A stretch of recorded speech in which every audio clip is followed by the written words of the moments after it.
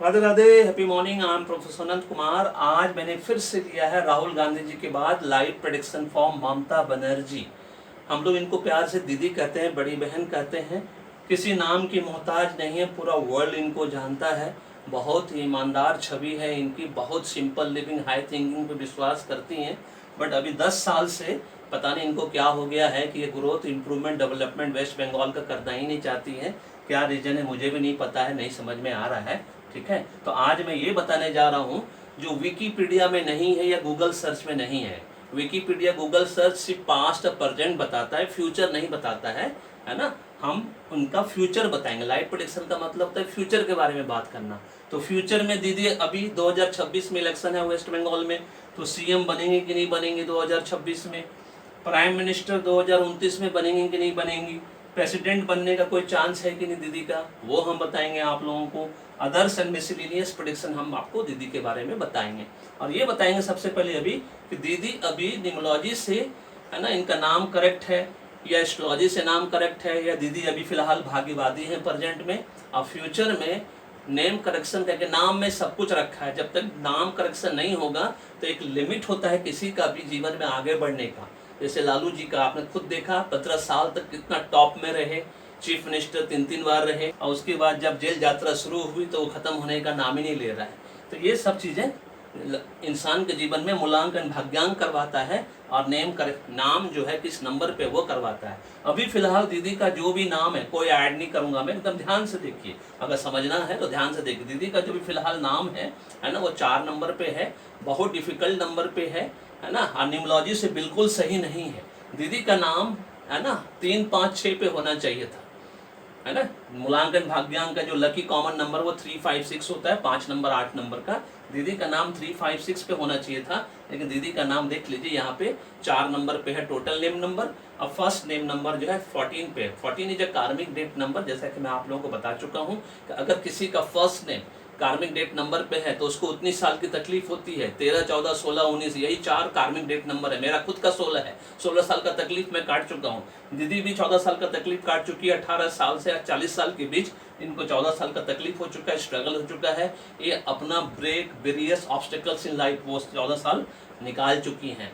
उसके बाद भी दीदी अभी झेल रही हैं, 3 बार 4 बार जेल जाते जाते बची हैं, वो सिर्फ 4 नंबर की वजह से। वो भी इसीलिए कि इनका 5 नंबर मूलांक के रूप में है। मूलांक 5 नंबर जो है, अगर आपके जीवन में रहता है मूलांक के भाग्यांक के रूप में, तो ये बहुत लकी होता है, ये आपको जेल यात्रा नहीं करने देगा। इस बात को याद रखिए। ऊपर से दीदी का भाग्यांक भी 8 है। 8 नंबर इस शनिदेव का नंबर, न्याय के देवता का नंबर, ये बहुत ब्लेस्ड नंबर होता है। इस बात को याद रखिएगा, चाहे वो मूलांकन भाग्यांक के रूप में है।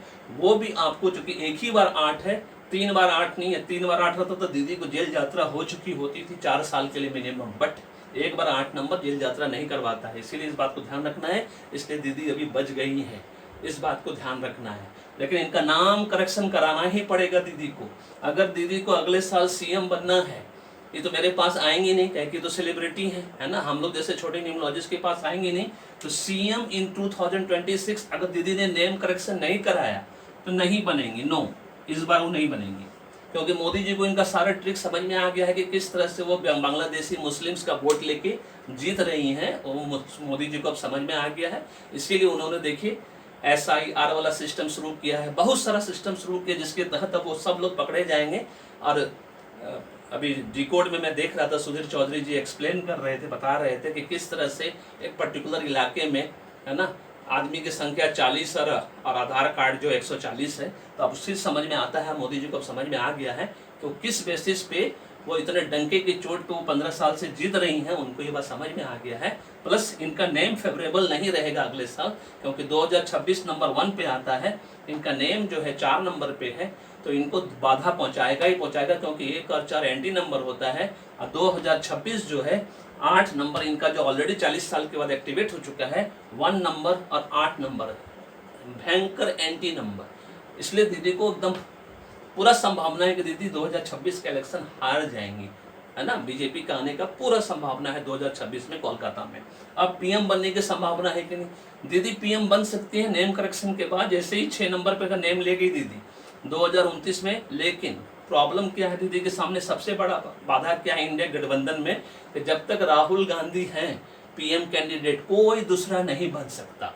नेहरू गांधी फैमिली का सबसे बड़ा डिमेरिट्स यही है कि उनके खिलाफ जो गया वो बाहर हो गया पार्टी से, बस इतना जान लीजिए। इसीलिए राहुल गांधी अभी सबसे मोस्ट एलिजिबल पीएम कैंडिडेट हैं। और मैंने उनके प्रेडिक्शन में मैंने बता दिया है राहुल गांधी के बारे में आप लोगों को कि न्यूमरोलॉजी से तो राहुल गांधी जी पीएम कम से कम नहीं बनेंगे, एस्ट्रोलॉजिकल फैक्टर बना सकता है। उसी तरह से ममता दीदी के साथ भी है, ममता दीदी न्यूमरोलॉजी के हिसाब से पीएम नहीं बनेंगी, है ना। एस्ट्रोलॉजिकल फैक्टर से भले बन सकती है। एस्ट्रोलॉजिकल फैक्टर में ये 4 नंबर और ये 6 नंबर है ना, राहुदेव का नंबर, वीनस का नंबर, जिसके भी जीवन में बहुत स्ट्रांग होता है वही लोगों को नेम एंड फेम, ग्लैमर, है ना, पीएम बनता है, सीएम बनता है, प्रेसिडेंट बनता है। ये दोनों नंबर होना कंपलसरी है। दीदी के ग्रिड में दोनों नंबर मिसिंग है। न्यूमरोलॉजी से तो खैर नहीं बन सकते दीदी, पीएम भी नहीं बन सकती और अगले साल सीएम भी नहीं बन सकते। न्यूमरोलॉजी के हिसाब से, एस्ट्रोलॉजी के हिसाब से बन सकती है। अगर वो 4 नंबर 6 नंबर उनके जीवन में है तो जरूर बन सकती है, क्योंकि दीदी को जो बनाया है सीएम, इतने सालों से बना कर रखा है, वो 5 नंबर 8 नंबर ने बना कर रखा है।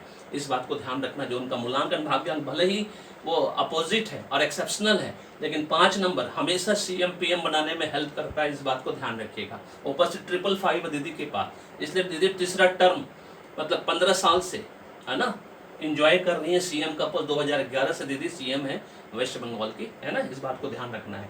प्रेसिडेंट दीदी नहीं बन सकती जब तक नेम करेक्शन नहीं कराएंगे, क्योंकि इनके पास नंबर न्यूमरोलॉजी से ना ही अभी अगले साल वो सीएम बन सकती है, ना ही पीएम बन सकती है, ना ही प्रेसिडेंट बन सकती है। न्यूमरोलॉजिकल फैक्टर तो ये कहता है। और अदर मिसलिनियस प्रेडिक्शन जो है दीदी के, जैसे कि आप देख रहे हैं, ये 276 ग्रिड एकदम जीरो है, कुछ भी नहीं है। इसका मतलब दीदी का मैरिज लाइफ बिल्कुल जीरो है, जैसा कि हम सब जानते हैं, है ना। 438 में 43 दोनों गायब है। Didi is not a good planner, हमेशा याद रखिए। ममता दीदी बिल्कुल गुड प्लानर नहीं है। वेस्ट बंगाल का बिल्कुल आज की डेट में 10 साल से बिल्कुल डेवलपमेंट नहीं चाहती, इसलिए वहाँ देख लीजिए कोई ग्रोथ इंप्रूवमेंट डेवलपमेंट नहीं है, क्योंकि इनकी प्लानिंग एकदम जीरो, उनके पास प्लानिंग नाम की कोई चीज़ नहीं है। 2 नंबर मिस हो जाने की वजह से उनका चंद्रमा ऐसा खराब है कि उनको सब अच्छा चीज़ भी बुरा लगता है। कोई अच्छी बातें भी उनके बताता है कि वेस्ट बंगाल के बारे में, उनको कोई एडवाइस भी करता है तो उनको बुरा लगता है।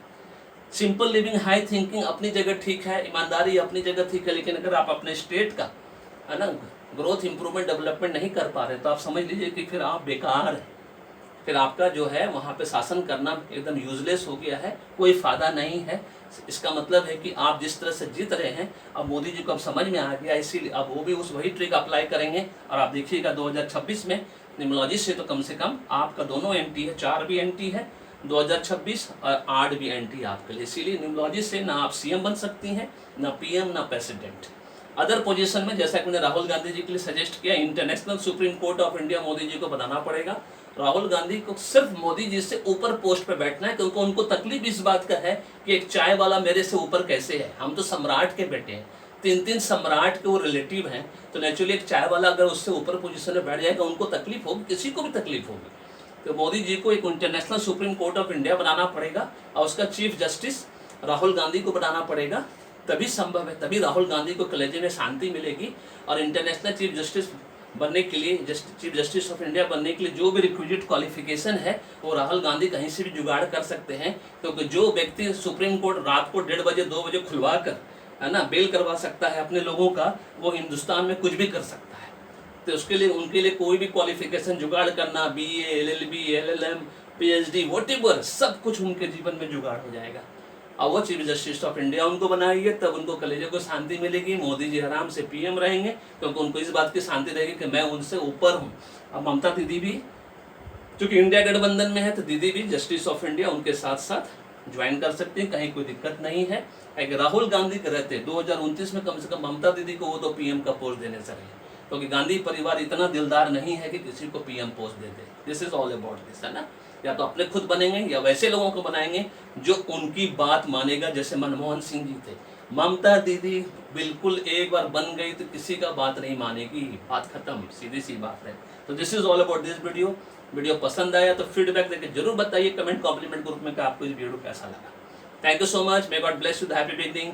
और आप अपना इस चैनल को सब्सक्राइब करके रखिए और ऑल वाला बेल आइकन को दबा के रखिए, क्योंकि लाइव प्रेडिक्शन में अब सारे सेलिब्रिटी का करने वाला हूं, क्योंकि विकीपीडिया और गूगल सर्च में आपको सिर्फ पास्ट प्रेजेंट मिलता है, फ्यूचर कहीं नहीं मिलेगा। इस बात को आप जानिए। धन्यवाद।